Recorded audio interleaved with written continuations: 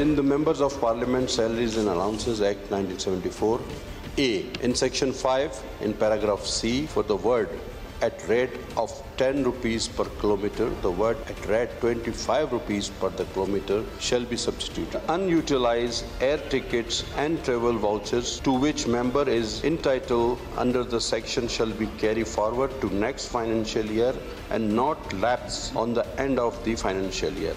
Minister Sahab, do you oppose it? नहीं जी, Speaker साहब, I accept it. इन्होंने budget session में एक सप्लीमेंट्री एजेंडा ला के बजट सेक्शन को भी आज कट करके हमारे ऑब्जेक्शन को कट करके किया, इसकी भी हम मुजम्मत करते। हम कहते हैं ये जमहूरियत के रूह के मुनाफी है। Very warm welcome to News Line. मैं हूं डॉक्टर मारिया जुल्फ़िकार खान।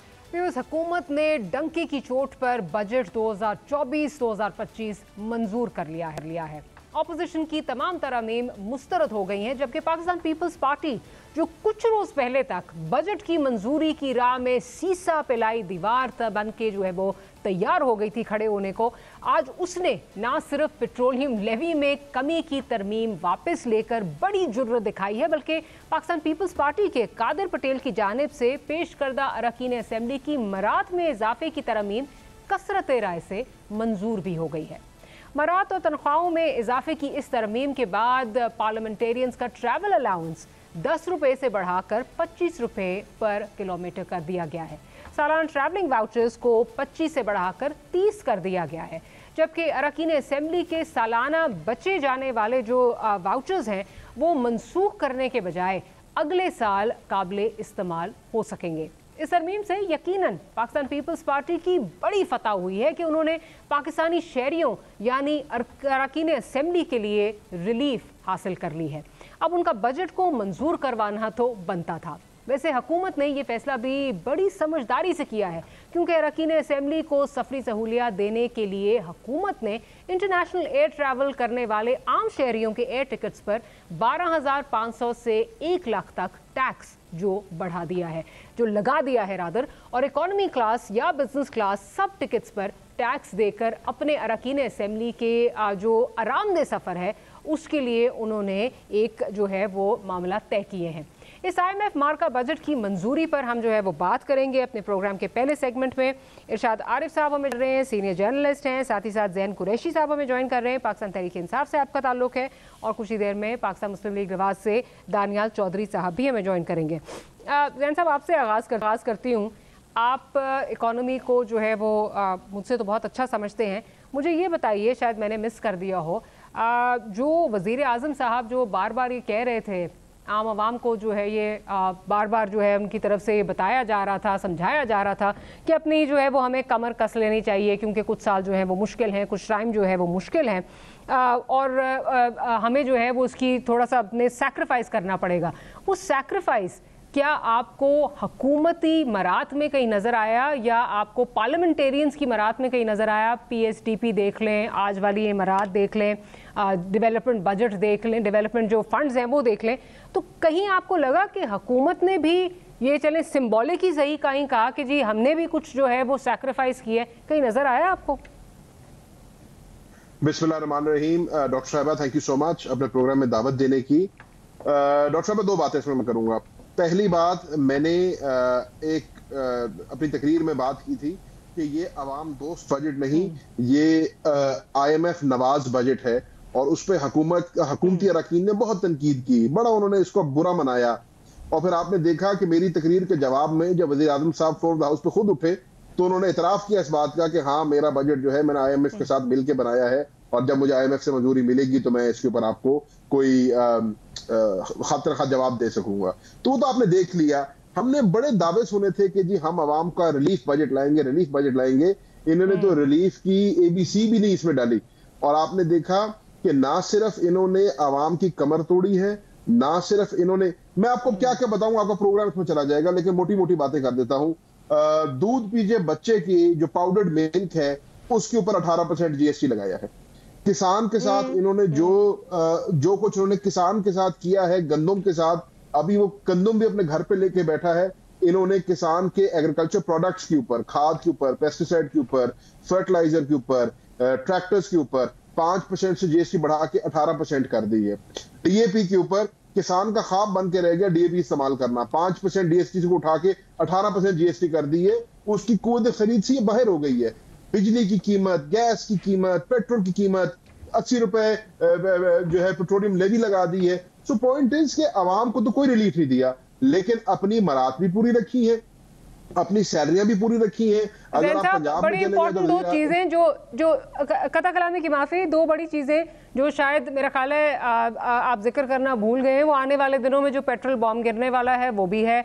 उसके अलावा जो बिजली इस गर्मी में, इस दफा ग्लोबल वार्मिंग के जो है रिकॉर्ड्स टूट रहे हैं और इस गर्मी में जो बिजली की प्राइसेस बढ़ गई हैं वो आप शायद जिक्र करना भूल गए उनका, तो वो भी मेरा ख्याल है हमारे ऊपर जो है वो बम की तरह गिरी है। मैं उस पे आना चाह रहा था, मैं तो ये कहना चाह रहा था कि अभी तो है अदादो शुमार का हेर फेर, लेकिन जब बदकिस्मती, यकीन करें बड़े भारी दिल के साथ ये कह रहा हूं, लेकिन जब बदकिस्मती से जुलाई का बिल सार्फिन के घरों में जाएगा ना, तो आपको जुलाई के बिल में अंदाजा होगा कि पाकिस्तान के आम शहरी के साथ कितना बड़ा, कितना घनौना मजाक किया गया है और उनकी किस तरीके से उनको जो है ना बिल्कुल उनकी कुव्वत खरीद को निस्तो नाबूद कर दी इन्होंने।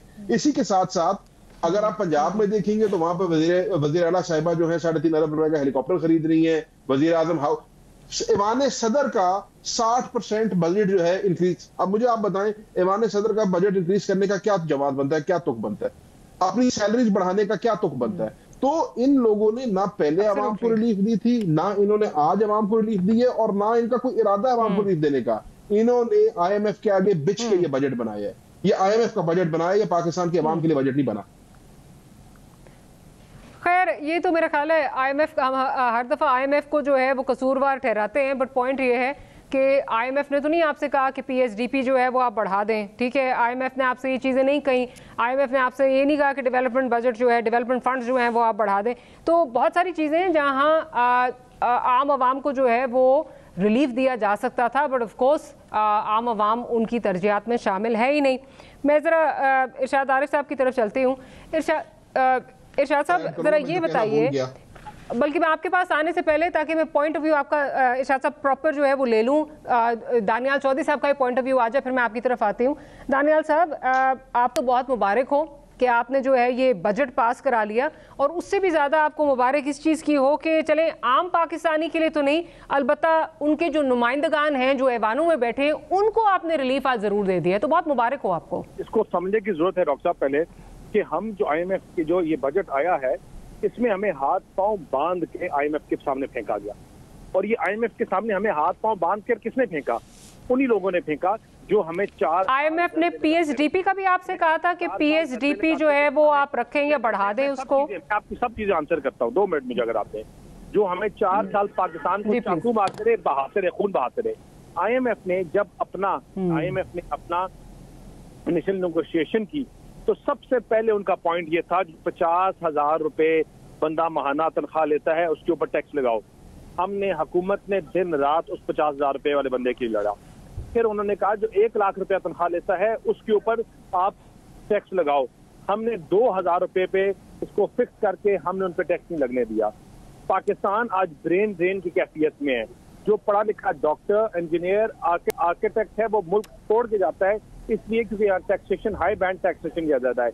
हमने 45% वो टैक्स नहीं बढ़ने दिया।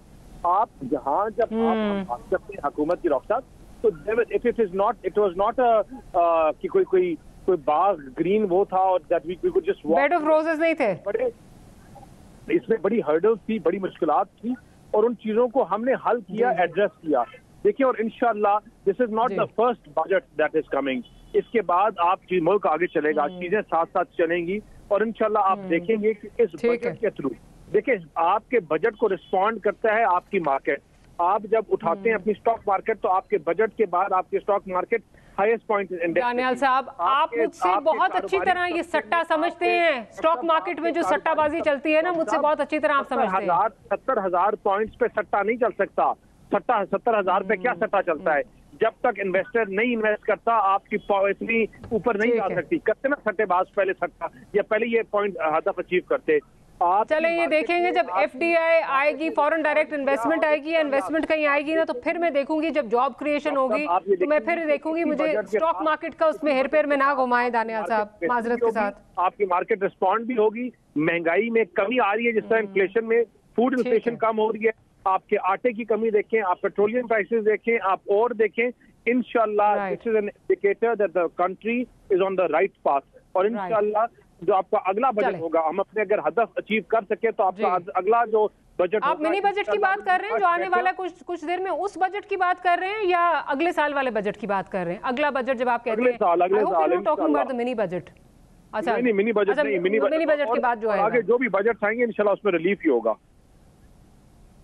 चलिए देखते हैं दानियाल साहब, क्योंकि जिस लेंस से मैं देख रही हूँ, आपने फूड इन्फ्लेशन की बात की, GST जब आप बढ़ा देंगे दालों तक, पैकेज प्रोडक्ट्स तक, बच्चों के दूध पे, तो वो GST जो है वो जाहिर है कोई कमी तो नहीं करेगा, वो आम आदमी की ज़िंदगी जो है वो जीरे नहीं करेगा।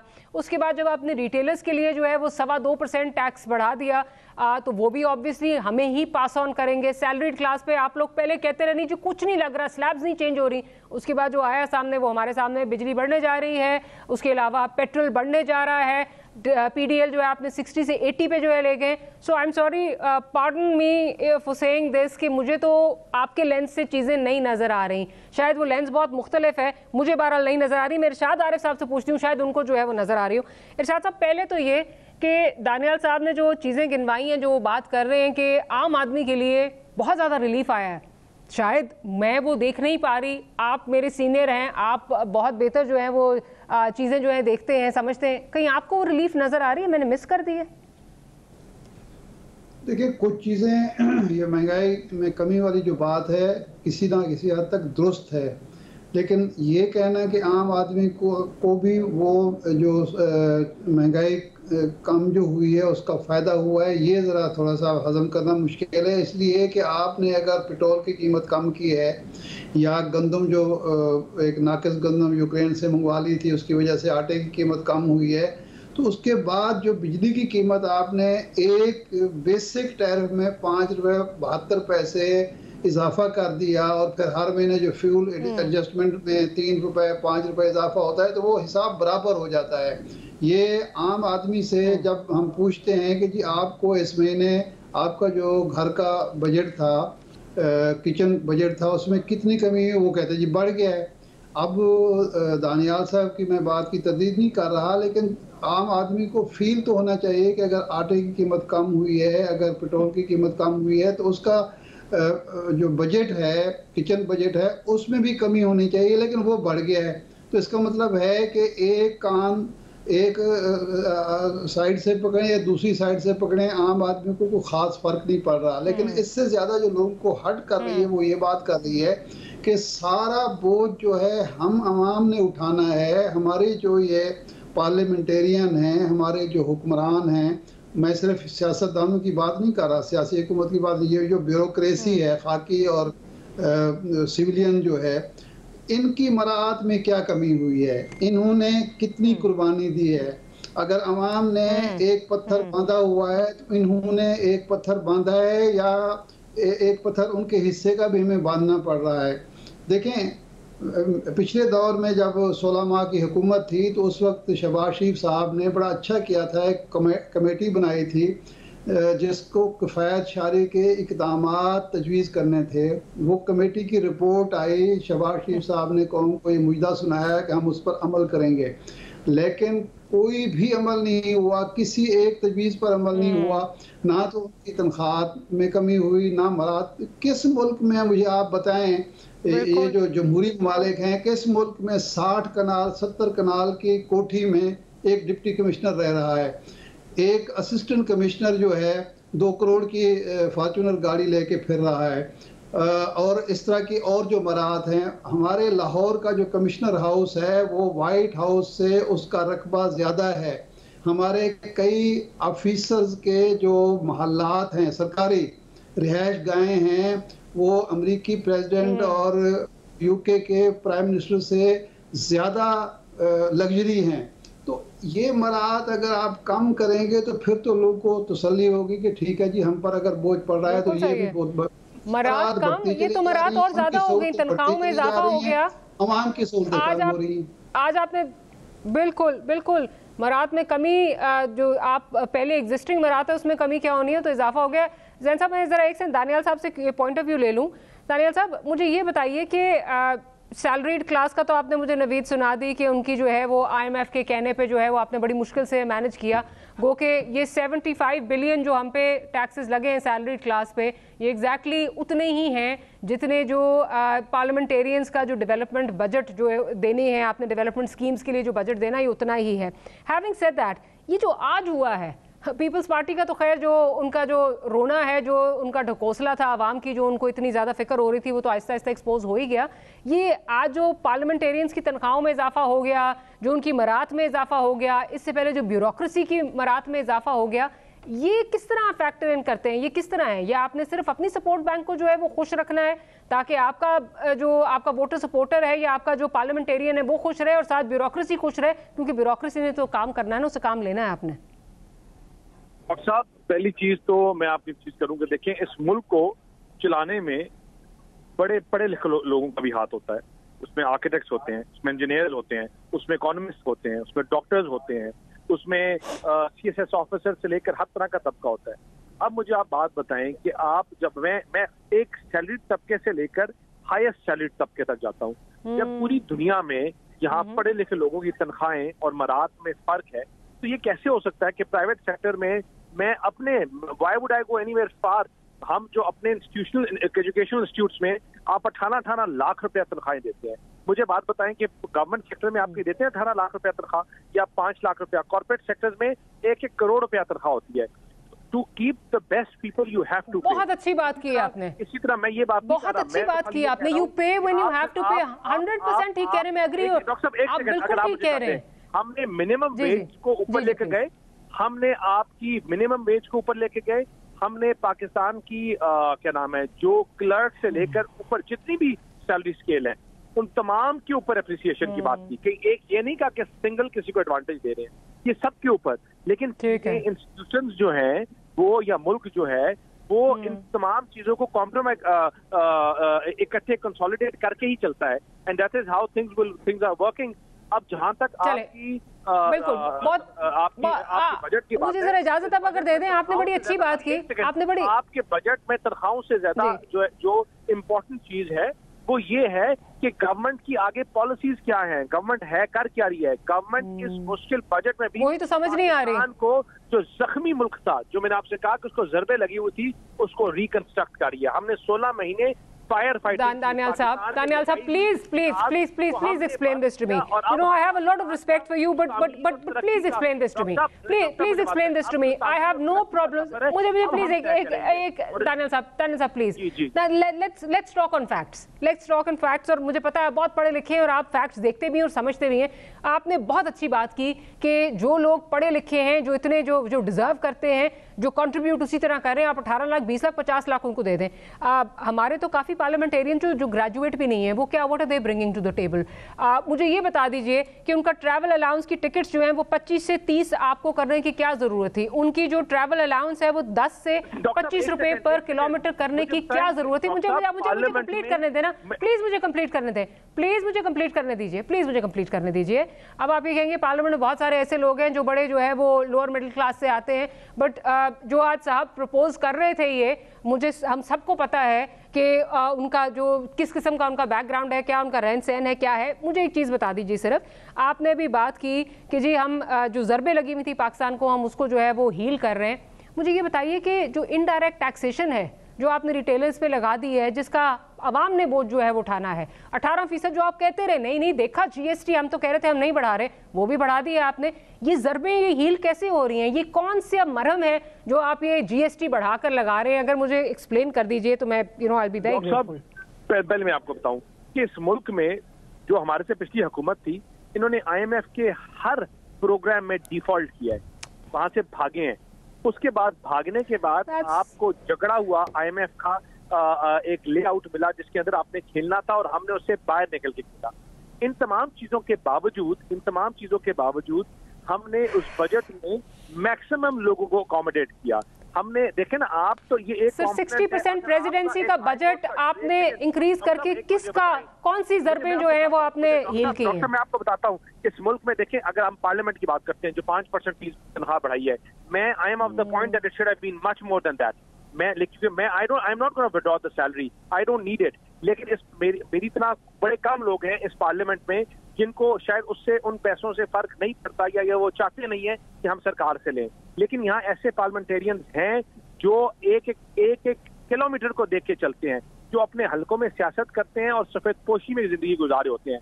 अगर आपके किसी जज की तनख्वाह 18 और 20 लाख है, अगर आपके कॉर्पोरेट सेक्टर में 15 और 20 लाख रुपए है, तो ये नहीं हो सकता कि आपने अपने जो हाईएस्ट जो लॉ मेकिंग क्या नाम है कॉन्स्टिट्यूशनल बॉडीज हैं, उनकी आप तनख्वाहें 50-50, 60-60, 70-70 हजार रुपया, ये जो प्रेसिडेंसी का बजट 60% क्यों बढ़ गया है? डॉक्टर, मुझे प्रेसिडेंसी का बजट 60% क्यों बढ़ गया है? कुछ भी ना करें, आप कुछ भी ना करें, आप जो लास्ट बजट था उसको इन्फ्लेशन से मल्टीप्लाई करें, आपको बस खुद रिजल्ट आ जाएगा।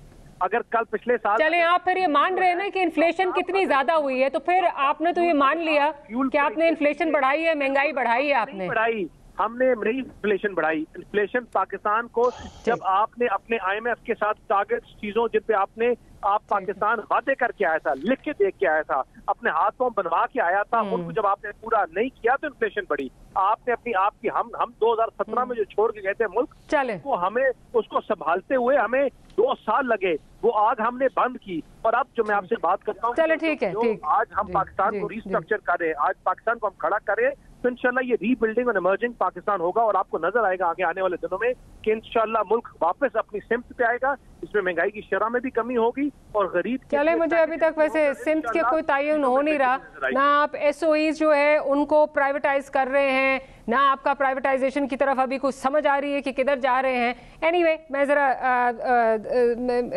मैं इस वक्त जैन साहब की तरफ ज़रा चलती हूँ। जैन साहब, ज़रा ये बताइए कि एक तो ये कि जैसा बजट ये सामने आ रहा है, इससे एक चीज़ तो बिल्कुल क्लियर हो गई है, जिस किस्म की जो है वो चीज़ें जो मराद दी जा रही हैं, जो पार्लियामेंटेरियंस को दी जा रही हैं, या फॉर दैट मैटर जो ब्यूरोक्रेसी को दी जा रही हैं, इससे समझ आ रही है कि किसको खुश रखना है, किसने मुल्क चलाना है, कौन जो है वो कर सकता है। बाकी अवाम का तो अल्लाह ही हामी नासिर है।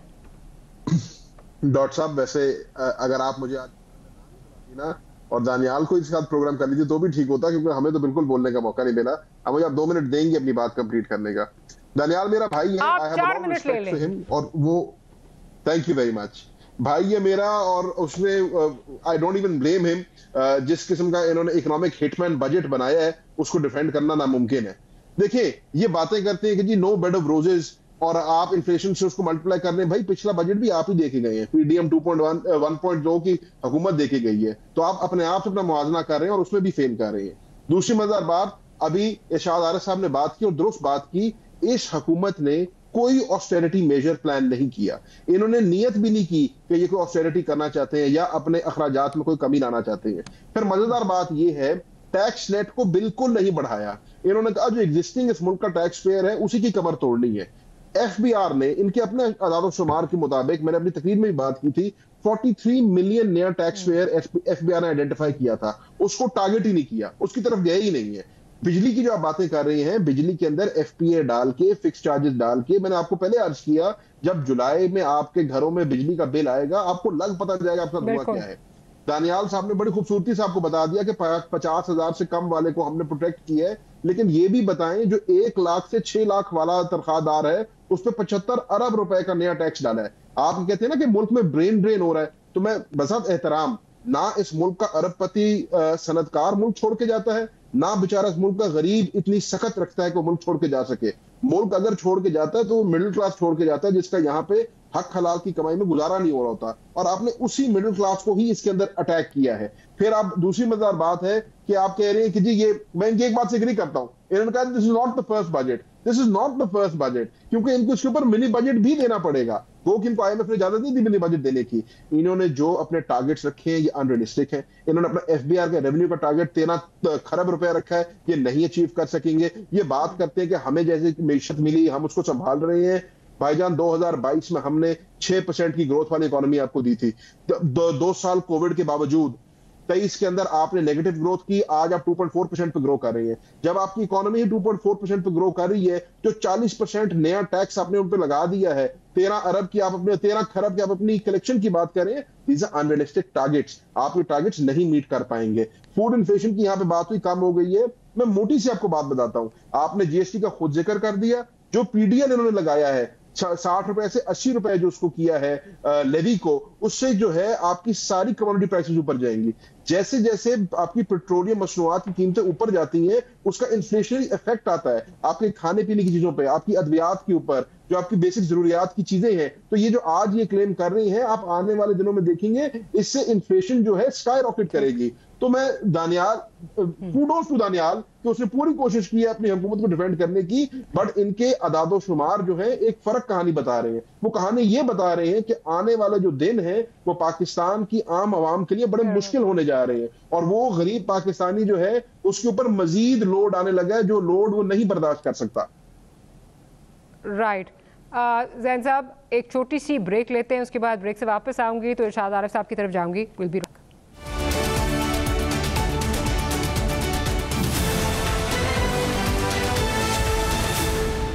Welcome back after the break. Irshad Arif साहब की तरफ चलती हूँ। इरशाद आरिफ साहब, हुकूमत तो तनकीद का निशाना बन ही रही है, पाकिस्तान मुस्लिम लीग नवाज तो बन ही रही है, लेकिन अगर पीपल्स पार्टी की बात नहीं की तो मेरा ख्याल है ये अधूरी रह जाएगी डिस्कशन। पीपल्स पार्टी जो आवाम के दुखों का इतना रोना रो रही थी, इतनी बड़ी बड़ी तकरीरें कर रही थी, we have to talk about the poor और पता नहीं क्या क्या उन्होंने की, आहिस्ता आहिस्ता उनकी जो ये दावे हैं वो तो खुलते ही गए, खा वो पीडीएल का मामला हो या फिर आज जो इमारात की बात कर रहे हैं। तो क्या इस ड्रामे का दी एंड हो गया है या दी एंड जो है वो कैबिनेट में शमूलियत के साथ होगा?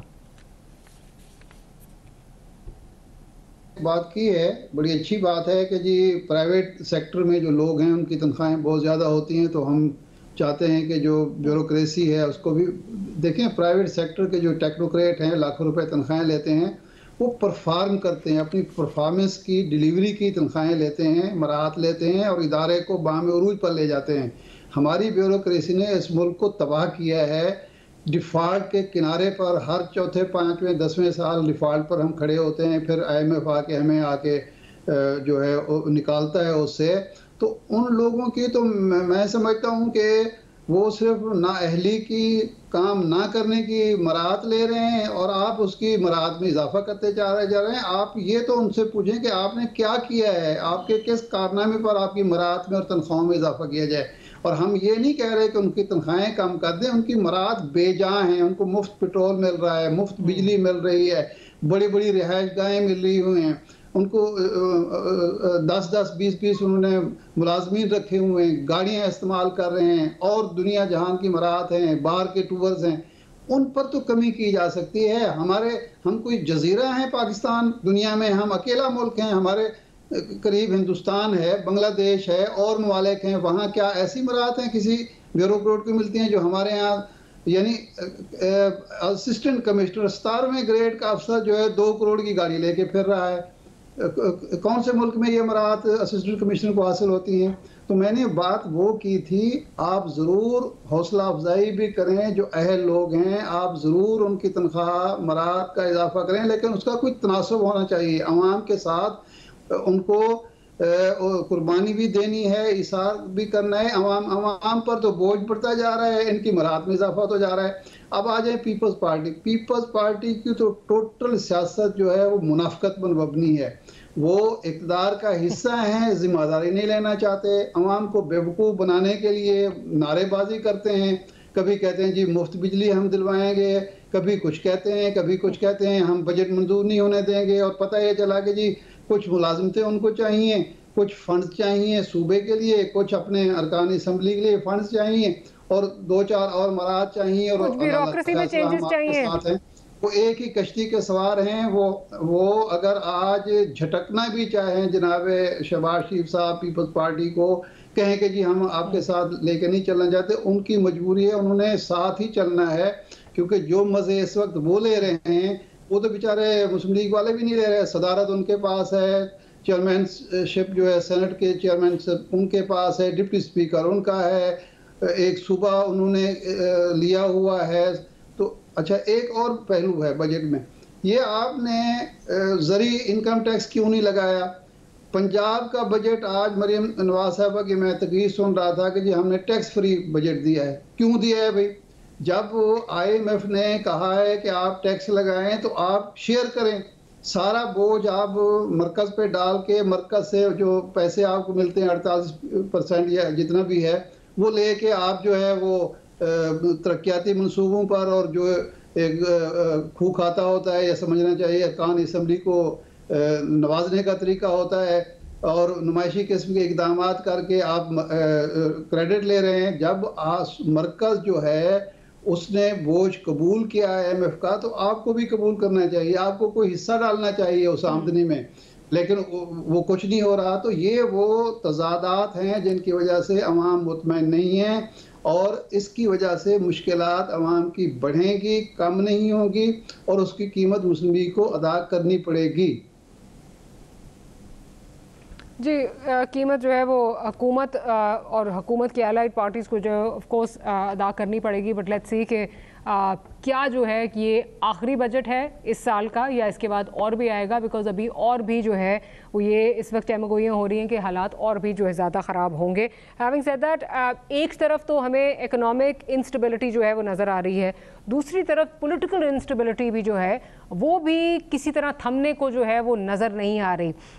गुज़िश्ता रोज़ जो है वो प्राइम मिनिस्टर साहब ने once again he extended an olive branch to the PTI, लेकिन वो भी खैर उसमें भी आगे जाके बात करेंगे तजादात से किस तरह वो भरपूर है। लेकिन उसके रद्द अमल में रऊफ हसन साहब क्या कह रहे हैं ज़रा वो सुन लेते हैं। उन्होंने बड़ा कैटेगोरिकली हमें कहा है कि मैं किसी किस्म की डील नहीं करूंगा, मैं मेरिट के ऊपर बाहर आऊंगा। जब भी मैं बाहर आया जी मैं मैंडेट तीब से इनके साथ किसी सूरत में कोई बातचीत, किसी किस्म का कोई इनके साथ एंगेजमेंट नहीं होगा। अच्छा जैन साहब, ज़रा ये बताइए कि इस वक्त जो सिचुएशन चल रही है वो जो हमें नज़र आ रहा है कि खान साहब के ख़िलाफ़ जो हैं वो केसेस और मज़ीद जो हैं वो बन सकते हैं। खान साहब जो है वो बात करने के लिए किसी के साथ तैयार नहीं है और साथ ही साथ इसके जो है वो आपकी अंदरूनी जो है वो पार्टी में भी प्रॉब्लम्स आना शुरू हो गई हैं। तो किस तरह संभालेंगे ये सारी चीज़ें? डॉक्टर साहब, पहली बात तो आपकी ऑलिव ब्रांच की बात कर लेते हैं। मैंने आपको हमेशा कहा कि मुस्लिम लीग नून के कॉल और फेल में जमीन और आसमान का फर्क है। ये बातें कुछ करते हैं और इनकी हकीकत कुछ और होती है। तो मैंने कौमी असेंबली में केसेस और बन रहे हैं, इसलिए मैंने भी यही कहा कि उस पर बात करते हैं। नहीं, मैं उससे आगे जा रहा हूँ। आज तो हद ही हो गई ना। केसेस तो हमारे लिए अब रूटीन की बात बन गई, हम केसेस का तो बुरा भी बनाते हैं। अब कौमी असेंबली में वजीर आजम साहब जो है फराख दिली का मुजाहरा कर रहे हैं, हमारे से आके हाथ मिला रहे हैं, हमें कह रहे हैं कि आओ मेरे साथ आके बात करो। आज पंजाब असेंबली के अंदर लीडर ऑफ द अपोजिशन को उसको तकरीर नहीं करने दी गई, उसको रोका गया, उसका दफ्तर ले लिया गया। वो बेचारा जिस सरकारी गाड़ी पे असेंबली आया था, असेंबली से गाड़ी विड्रॉ कर ली, उसका स्टाफ विड्रॉ कर लिया। ये कौन सी जमहूरी मुअज़्ज़म ममालिक में ऐसा होता है कि जो बंदा लीडर ऑफ अपोजिशन है, जिसका काम है आपकी हुकूमत की पॉलिसियों के ऊपर अपना मौक़िफ़ देना, उसके ऊपर पॉजिटिव क्रिटिक करना, आप उसका माइक बंद कर दें, आप उसका एक्सेस बंद कर दें, आप उसकी गाड़ी ले लें, दफ्तर ले लें, स्टाफ ले लें, तो ये कौन सी मफाहमत की बात कर रहे हैं? कौन सी रिकंसिलिएशन की बात कर रहे हैं? कौन सी ऑलिव ब्रांच आप एक्सटेंड कर रहे हैं? ये सिर्फ दिखावा है, दिखावे के अलावा और कुछ नहीं है। बाकी दूसरी बात आपने की है हमारी पार्टी के इंटरनल मैटर्स की, तो ऐसी कोई बात नहीं है। देखिए, पार्टी के अंदर इख्तिलाफ राय हो सकती है, पार्टी के अंदर डिफरिंग ओपिनियंस हो सकती हैं, लेकिन पार्टी जो है अपनी डायरेक्शन जो है वो बानी चेयरमैन वज़ीर-ए-आज़म इमरान खान साहब से लेती है और इमरान खान साहब के पीछे हम सारे मुत्तहिद हैं। हमारी पार्टी में ऐसी कोई फ्रैक्शंस नहीं है। चलें, कोई नहीं है। फिर मेरा ख्याल है शंदाना गुलजार साहिबा का या तो मैंने कोई आउट ऑफ कॉन्टेक्स्ट बयान सुन लिया है या आपने सुना नहीं है, जिसमें वो बाकायदा जो है ये कह रही हैं कि जो इस वक्त लोग बैठे हुए हैं पॉलिटिकल कमेटी में और कोर कमेटी में, they are dubious characters, dubious लोग हैं। वो शायद आपने वो सुना नहीं है। और साथ साथ ये भी बात हो रही है कि जी जो खान के अहकामात होते हैं उनको फॉलो नहीं किया जाता। खैर, मैं ज़रा दानियाल साहब की तरफ चलती हूँ।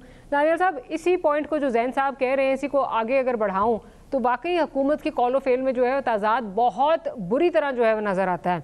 प्राइम मिनिस्टर साहब ये बात कर रहे हैं, साथ ही साथ राना सनाउल्लाह साहब जो हैं वो आके खुल्लम खुल्ला ये बात कर रहे हैं कि जी हम तो चाहते हैं कि ये जेल में जो है वो रहें। हम इन पे केसेस की अगर बात हो तो वो नज़र आ रहा है कि केसेस और मज़ीद बनने जा रहे हैं। फिर जैन साहब जो लीडर ऑफ अपोजिशन की आज बात कर रहे हैं, आई मीन ये इस तरह की चीज़ें करके आप किस तरह एक्सपेक्ट करते हैं कि आप वो पॉलिटिकल स्टेबिलिटी ला सकेंगे? इससे तो फिर एक ही बात जो है समझ में आती है कि आप चाहते ही नहीं है कि वो पॉलिटिकल स्टेबिलिटी आए, बिकॉज बानी चेयरमैन जब तक जो है पीटीआई इमरान खान साहब जब तक जो है वो जेल में हैं, आप लोगों को सूट करता है क्योंकि आपके एजेंडा के लिए बहुत बेहतर है वो बाहर आ गए, तो ये ना हो कि आपके रास्ते बंद हो जाएं। डॉक्टर साहब, पॉलिटिकल स्टेबिलिटी तब इस तरह नहीं आ सकती कि आप एक तरफ शेख मुजीबुर रहमान की वीडियोस लगाओ, पाकिस्तान को तोड़ने की बात करो, मुफ्ती बानी की वीडियो, मुफ्ती बानी के ऊपर आप स्टेटमेंट्स दो, और फिर दूसरी तरफ तक कहो कि पॉलिटिकल स्टेबिलिटी नहीं आ सकती जब तक आप एक तरफ मुल्क को जलाओ गिराओ, आग लगाने के बाद आप अपने पाकिस्तान को तोड़ने की बात करो और साथ उसी सांस में कहो कि आप हमारे साथ बैठ के नेगोशिएट करो। ये इस तरह तो पॉलिटिकल स्टेबिलिटी आ नहीं सकती। हमारे साथ 2018 में जो ज्यादतियां की गई, जो एक टांगा पार्टी थी जिसको उठा के बैठा के सारी सीटें दे दी गई, हमने उसके बाद भी हमने कहा कि मसाके चार्टर ऑफ इकोनॉमी के ऊपर बात करें, मुल्क को आगे लेके जाने की बात करें, मईशत को बेहतर करने की बात करें। ये लोग तो हमने ज़रब अज़ब से लेकर हर तरह की चीज़ों के ऊपर हुकूमत के साथ बैठ के करने की और चलाने की हमने तजवीज़ दी और हम साथ खड़े रहे। ये तो लोग जो हैं इनकी तो सोच ही ये है कि इमरान खान है तो मुल्क है, इमरान खान है तो पाकिस्तान है, इमरान खान है तो आइन है, और इमरान खान है तो ये हर चीज है, और अगर वो नहीं है तो फिर जलाओ गिराओ, मुल्क को आग लगा दो, मुल्क बंद कर दो। वो गरीब का बच्चा हो, वो IMF की बिल्डिंग हो, वो आपके सिपा सलार को गद्दारी का सर्टिफिकेट देना हो, वो किसी प्राइम मिनिस्टर की तस्वीर को आग लगानी हो, या पाकिस्तान के खिलाफ अमेरिका में और IMF की बिल्डिंग के बाद प्रोसेशन करना हो, या UN में करना हो, क्योंकि इनकी जो सियासत है वो अपनी जात के इर्द गिर्द है, और इनकी सियासत का सिर्फ एक ही महवर है, और वो है इमरान खान है तो मुल्क आगे चलेगा। जहां तक बात है इनकी जमात की कोई आइडियोलॉजी है नहीं, एक एल्फी से इनको जोड़ा गया था। आज वो सारे लोग जो हैं वो एक दूसरे को काटते हैं, एक दूसरे को पार्लियामेंट में आप इनका हाल देखें, एक वकील दूसरे वकील को गाली देता है, दूसरा वकील हमारे साथ उठ के आता है तो कहता है कि इनके ये दो साहब बड़ी माजरत के साथ अगर आइडियोलॉजी नहीं है और फिर भी इतनी सीटें निकाल गए हैं बगैर निशान के, बगैर जो है वो एक यूनिफाइड निशान के फिर भी सीटें निकाल गए हैं, आइडियोलॉजी भी नहीं है, तो फिर तो मुझे समझ नहीं आ रही कि किस तरह जो है ये को फिर मिरेकल ही है। पाकिस्तानी लोगों के दिमाग में नफरत के बीज बोए, इन्होंने एक जनरेशन को तबाह किया। इनके पास है क्या मुझे बताएं डॉक्टर साहब, बताने के लिए, देने के लिए आवाम को? इनके पास मुझे ये दे सकते हैं। Despite not having anything, despite not having anything, despite not having a party symbol, despite not having a party, still जो है वो जीत रहे थे। होने वाला होगा जी। अच्छा मुझे चले मैं इससे साइड मुझे एक चीज़ बताइए। आपने शेख मुजीबुर रहमान की बात की, आपने जो है वो आपने 9 मई की बात की, वो सारे इंसिडेंट्स जो हैं उनके बावजूद प्राइम मिनिस्टर साहब ने फ्लोर ऑफ द हाउस पे ही एक्सटेंडेड एन ऑलिव ब्रांच। उसके बाद जो हम कॉल ऑफ इल्म तजाद की बात कर रहे हैं, जो ये अभी जो जैन साहब भी बात कर रहे हैं लीडर ऑफ अपोजिशन के साथ जो पंजाब में हुआ है, क्या आप समझते हैं कि ये दोनों चीज़ें साथ साथ चलती हैं, या मतलब एक्सट्रीम कॉन्ट्रोडिक्शन इसी को कहते हैं? दोनों चीज़ें कौन सी डॉक्टर साहब साथ साथ चलती हैं? दानिया साहब, एक तरफ आप you're extending in an olive branch, दूसरी तरफ जो लीडर ऑफ अपोजिशन है पंजाब में उसकी सारी मरात जो है वो वापस ले ली गई हैं, उसके साथ जो हो रहा है वो अभी जैन साहब ने खुद ही जो है वो अभी ही नैरेटेड एवरीथिंग। तो ये दोनों चीजें अगर एक तरफ केसेस भी बन रहे हो, जैन साहब जरा फिर से अगर आप बता दीजिए। हमने तो किसी के साथ कुछ डॉक्टर साहब, मैं इसमें डॉक्टर साहब अर्ज करूं, मैं लीडर ऑपोजिशन को आप देखें, तो ये एक सेकंड, लीडर ऑपोजिशन को आपने तकरीर नहीं करने दी, लीडर ऑपोजिशन की गाड़ी ले ली, स्टाफ ले लिया, दफ्तर को ताला लगा दिया, आप क्या इमेज भेज रहे हैं? दूसरी बात भाईजान, आप लोगों की एक बड़ी जल्दी आदत बन गई है कि आप लोग औरों के मुंह में अल्फाज डालते हैं, जलाओ गिराओ कर दो, ये कर दो। 9 मई का बयानिया तो आपका उड़ गया। आपका अगर 9 मई का बयानिया सही होता तो पाकिस्तान की आवाम तहरीक इंसाफ को वोट तो ना देती। आज हमें हमारा सिंबल आपने ले लिया, जूती बैंगन और चिमटों के निशानों पे लड़ लड़ के हम MNA बन के आए हैं, आपका बयानिया उड़ गया। मुफ्ती बानी की आप बात करें, पाकिस्तान तोड़ने की बात करें, एक स्टेटमेंट दिखाएं हमारी जिसमें हमने मुफ्ती बानी की बात की या पाकिस्तान तोड़ने की बात की है। हमने बात की थी महमूद रहमान कमीशन के ऊपर, और उसमें भी इमरान खान साहब अपना मौके क्लियर कर चुके हैं। अब आप लोगों को बात करने को आपके पास है कोई नहीं, आप उसी को घसीट घसीट के वापस ले आते हैं। आप कहते हैं 2018 में टांगे वाली पार्टी को जो है इन्होंने हुकूमत दे दी। अल्लाह के बंदों, 16 सीटों वाली आपकी जमात है जो हुकूमत बनाकर बैठी है। फॉर्म 45 के तहत 16 सीटें आप लोगों ने जीती हुई है। बाकी तो आप लोगों को सारों को, मैं तो डॉक्टर साहबा से भी इतराफ कर रहा हूँ, डॉक्टर साहब ने कहा कि डंकी की चोट पे इन्होंने बजट पास करा लिया। डंकी की चोट पे नहीं कराया, फॉर्म 47 के सहारे पे इन्होंने बजट पास कराया है। ये तो इलेजिटिमेट हुकूमत है। 16 दिन के बंदे जीते हुए हैं और ये हमें टांगे की पार्टी बना रहे हैं।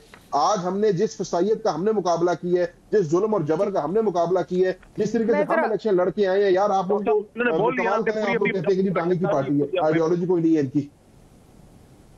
मुझे बताएं, जैन साहब से पूछे, मुझे बताएं कौन सी बर्बरियत? हमारी जमात का हर बंदा 2-2 साल 2.5 साल जेल में रहा। इन्होंने उठा के बंद किया। इनके ऊपर 9 मई हमने कराई थी, नाम करते जहाजों को आग लगाई। मैं जरा इरशाद साहब का भी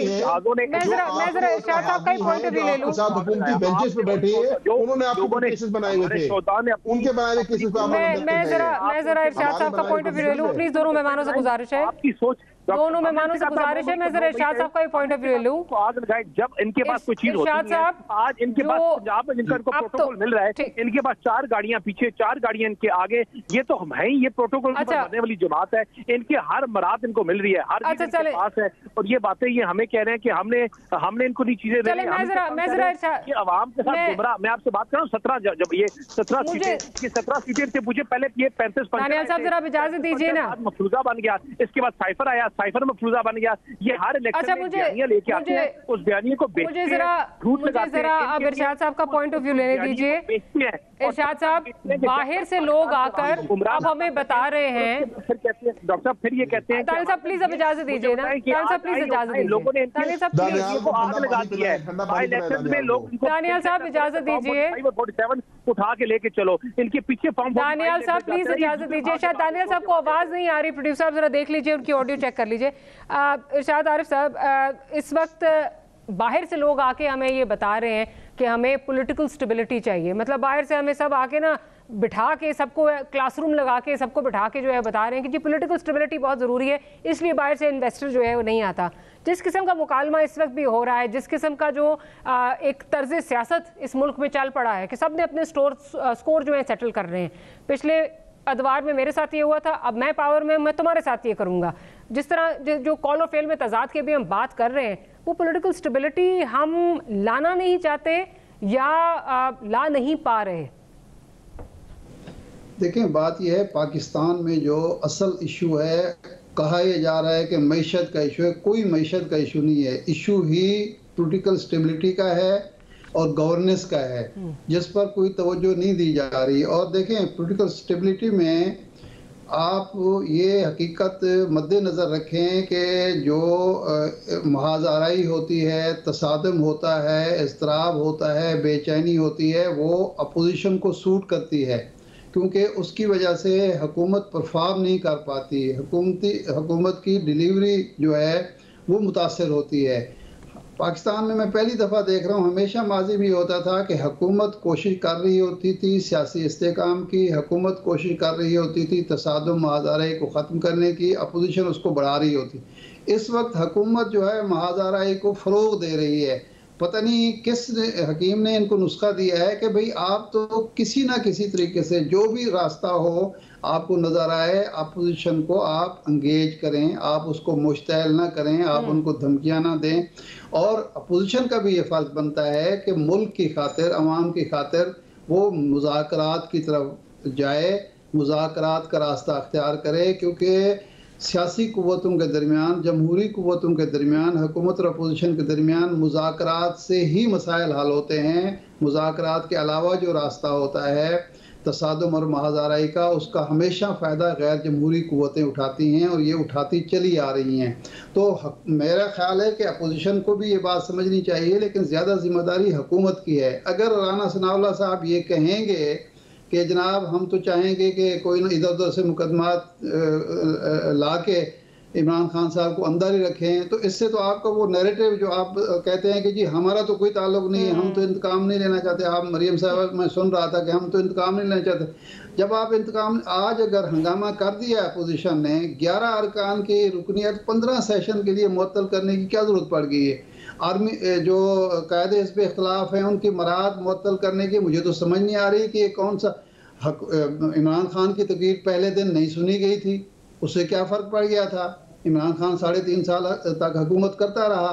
आप भी अगर हंगामा आराई हो रही है, अवाम देख रहे हैं, अवाम सोच रहे हैं, अवाम आपको जो है यानी हुकूमत को कहेंगे कि जी इनका बिहेवियर अच्छा है, ये अच्छा परफॉर्म कर रहे हैं, और अपोजिशन को लान तान करेंगे कि देखें जी वो माकूल बात सुन ही नहीं रहे। उसकी बजाय जब आप इंतकाम पर उतर आते हैं, जब आप इस तरह के इकदाम करते हैं, तो आप अपनी पोजीशन खराब कर रहे हैं, आप अपने नैरेटिव को नुकसान पहुंचा रहे हैं। एक तरफ आप कहते हैं इंतकाम नहीं लेना चाहते, दूसरे उसी लम्हे चंद घंटों के अंदर अंदर इतना बड़ा इकदाम कर देते हैं। कौन सा रुकन असम्बली है पिछले 10 साल में कोई बता दे कि जो 15 सेशन के लिए जिसको मुअत्तल किया गया हो, किसी दौर में भी, मुशर्रफ के दौर में ही किसी को बता दें। तो इस तरह से जमहूरियत आगे नहीं चलती, इस तरह से पार्लियामेंट मजबूत नहीं होती, इस तरह से मुल्क में इस्तेकाम नहीं आता, और इस्तेकाम जब नहीं आता तो फिर आपको चीन का सीनियर मिनिस्टर आके आपके सामने बैठ के कहता है कि आपके यहाँ ना इंटरनल सिक्योरिटी है, ना इंटरनल स्टेबिलिटी है, और इस तरह तो सरमायाकारी नहीं हो सकती। मुल्क को अगर सरमायाकारी लानी है, मुल्क में अगर पार्लियामेंट को मजबूत करना है, तो ये तलखियां, ये इंतकामी रविश खत्म करनी पड़ेगी, वरना मामलात खराब होंगे, बेहतर नहीं हो सकते। बिल्कुल। अच्छा जैन साहब, एक चीज़ बता दीजिए ज़रा, क्योंकि एक जो आपकी पार्टी में जो अंदरूनी जो इस वक्त इख्तलाफात, जिसकी आप तो खैर तरदीद कर रहे हैं, बट उसी से जुड़ा जो उमर अयूब साहब का इस्तीफ़ा है, ये कहा जा रहा था, खान साहब ने खबरें आई कि खान साहब ने उन्होंने इस्तीफ़ा दे दिया पार्टी ओहदे से, और खान साहब ने एक्सेप्ट भी कर लिया है। अब कुछ देर पहले खबरें चल रही थी कि पार्टी जो मेंबर्स हैं उन्होंने कहा है कि ये इस्तीफ़ा जो है ये वापस लें और ये एक्सेप्ट नहीं हुआ है। इसकी तस्दीक या तरदीद कर दीजिए और बता दीजिए मामला क्या है। उमर अयूब साहब इस्तीफा है वो 22 जून को टेंडर किया था, और उन्होंने आज अपनी प्रेस कॉन्फ्रेंस में इसको बड़ा तफसील से बयान भी किया है, और उसकी बुनियादी वजह ये थी कि उमर अयूब साहब का मानना ये था, as leader of the opposition मेरे पे बड़ा लोड है, मैंने ये भी संभालना है, और जैसे आपको पता है हम सबके ऊपर 45 केसेस हैं, 6 अजला में हमारे पे केसेस हैं, हम हफ्ते के 5 दिन तो एक एक कचहरी में जाते हैं। टाइम कम रह गया, ये बताइए कि क्या इमरान खान साहब ने एक्सेप्ट कर लिया या दोबारा अभी वापसी हुई है, ये जरा क्लियर कर दीजिए, बहुत थोड़ा सा टाइम रह गया, 30 सेकंड्स।